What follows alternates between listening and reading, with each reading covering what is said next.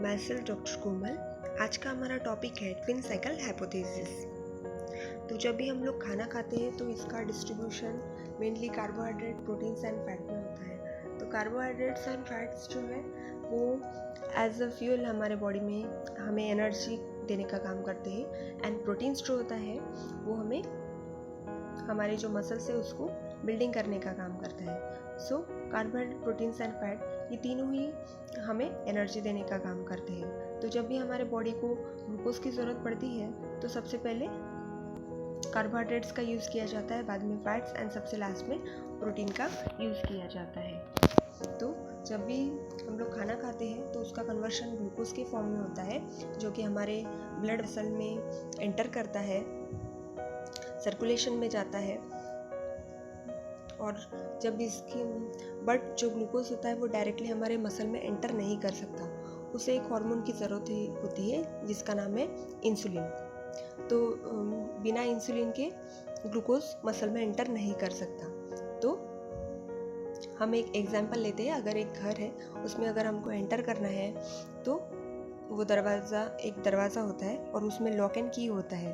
तो उसमें एंटर करने के लिए सबसे पहले हमें की ज़रूरत पड़ती है। तो उसी तरीके से यहाँ पे की जो है की का काम यहाँ पे इंसुलिन करने वाला है। तो हमारे बॉडी में अगर एक्सेस ऑफ चर्बी होती है तो वो हमारे इंसुलिन रिसेप्टर पर बैठ जाती है।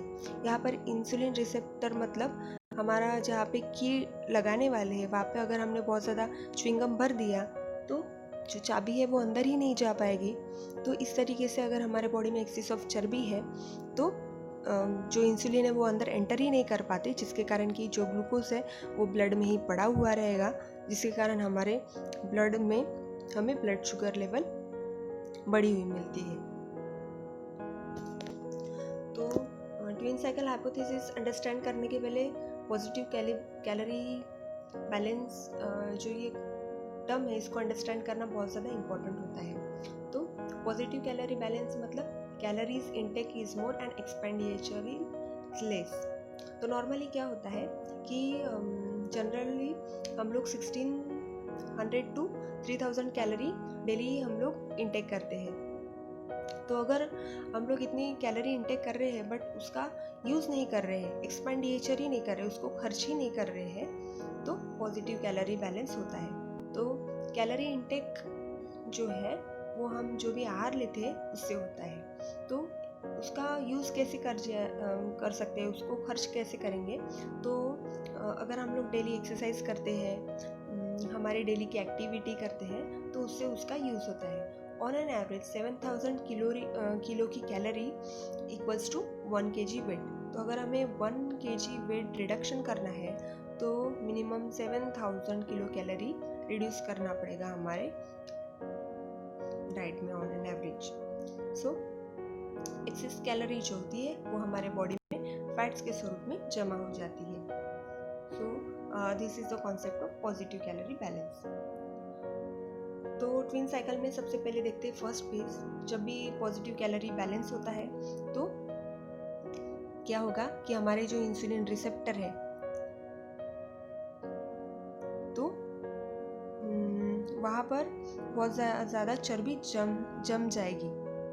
जैसे कि मैंने कहा कि लॉक में जहाँ पे हम लोग की लगाते हैं वहाँ पे वो जम जाती है।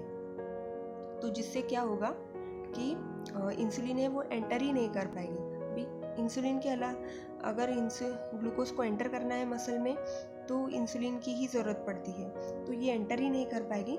तो एट द एंड क्या होगा कि मसल को ग्लूकोज नहीं मिलेगा तो एनर्जी भी नहीं मिल पाएगी। तो ब्रेन को लगेगा कि ग्लूकोज का प्रोडक्शन ही नहीं हो रहा है, मसल को मिल ही नहीं रहा है ग्लूकोज। तो फिर वो सिग्नल भेजते हैं, तो लीवर बहुत ज़्यादा जो ग्लूकोज है वो हमारे ब्लड में प्रोड्यूस करने का काम करेगी। तो जब ग्लूकोज बहुत ज़्यादा प्रोडक्शन होगा तो उसको कंपनसेट करने के लिए हमारे बॉडी में इंसुलिन हार्मोन भी उतना ही बनता है। तो फर्स्ट फेज ऑफ साइकिल में क्या होगा कि इंसुलिन रेजिस्टेंस होगा, बहुत ज़्यादा इंसुलिन हाइपर इंसुलिनीमिया की जो कंडीशन है वो डेवलप हो जाएगी। बट स्टिल इतना करने के बाद में भी मसल में ग्लूकोज नहीं एंटर हो पाएगा। और at the end first phase of cycle में क्या हुआ, हाइपर इंसुलिनीमिया हो गया, इंसुलिन रेजिस्टेंस भी हुआ और एट द एंड हमको फास्टिंग ब्लड शुगर बढ़ी हुई नज़र आती है। So this is the first phase of twin cycle. Second phase में क्या होगा कि ग्लूकोज का प्रोडक्शन करने के बाद में भी मसल जो है उस लेवल पर ग्लूकोज एंटर ही नहीं कर पा रही है, तो फिर फैट यूज़ किया जाता है, तो लाइपोप्रोटीन्स का यूज़ किया जाएगा। सो VLDL एंड ट्राइग्लिसराइड हमारे बॉडी में रिलीज होंगे, तो पैनक्रिया जो है, पैनक्रिया के लेवल पर भी टिश्यू एंड जो सेल है वहाँ पर ये जो चर्बी है ये जम जाएगी VLDL ट्राइग्लिसराइड के फॉर्म में, जिसके कारण जो पैनक्रिया में बीटा सेल है तो वो इंसुलिन प्रोडक्शन का जो काम है वो भी हैम्पर होगा। फॉर एग्जांपल पहले ऑन एन एवरेज 100 ml अगर इंसुलिन सीक्रेट कर रहा था, तो अभी बॉडी 90 ml ही कर पाएगी या फिर 85 या फिर 80 ही कर पाएगी। तो यहाँ पर क्या हो रहा है कि इंसुलिन का प्रोडक्शन हैम्पर हो रहा है, कम होगा।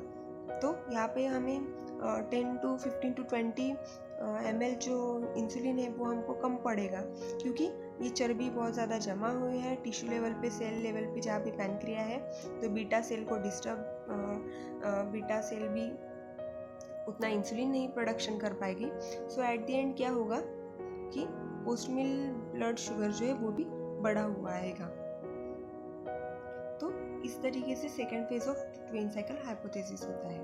तो यहाँ पर हमारा second phase of twin cycle भी कंप्लीट होता है। तो लेट्स रिवाइज वंस अगेन, जब भी हम लोग कुछ डाइट लेते हैं उसका पॉजिटिव कैलोरी बैलेंस होगा, तो अगर हमारे पॉजिटिव कैलोरी बैलेंस होने के कारण बहुत ज़्यादा चर्बी हमारे लीवर में जमा होगी, इंसुलिन रिसेप्टर में भी जमा हो जाएगी, जिसके कारण कि हाइपर इंसुलिनीमिया कंडीशन डेवलप हो जाएगी, इंसुलिन रेजिस्टेंस डेवलप होगा, जिसके कारण कि फास्टिंग ब्लड शुगर है वो बढ़ा हुआ आएगा। और सेकंड फेज में क्या होगा, यही कंटिन्यू अगर साइकिल चलती रही तो फास्टिंग ब्लड शुगर बढ़ा हुआ आता है। अभी सेकंड फेज में क्या होगा कि ग्लूकोज यूज ही नहीं कर पा रहे हैं, तो फैट्स लाइपोप्रोटीन्स को भेजा जाएगा VLDL ट्राइग्लिसराइड के फॉर्म में। तो एक्सेस ऑफ चर्बी है वो पैनक्रिया में भी जाके बैठ जाएगी बीटा सेल, जिसके कारण बीटा सेल में इंसुलिन का प्रोडक्शन है वो भी हैम्पर होगा। तो जिसके कारण ये कंटिन्यू साइकिल चलने से एट द एंड क्या होगा कि पोस्ट मील जो ब्लड शुगर है वो भी बढ़ा हुआ आएगा। तो इस तरीके से सेकंड साइकिल कंप्लीट होती है। तो फर्स्ट स्टेज में क्या हुआ, फास्टिंग ब्लड शुगर बढ़ा हुआ है, और सेकंड स्टेज में पोस्ट मील भी बढ़ा हुआ आएगा। तो ये साइकिल जो कंटिन्यू चलती रहती है इसको हम लोग ट्विन साइकिल हाइपोथेसिस कहते हैं। So this is all about today's session. Hope you all understand well and it is going to help you in your practice. Thank you.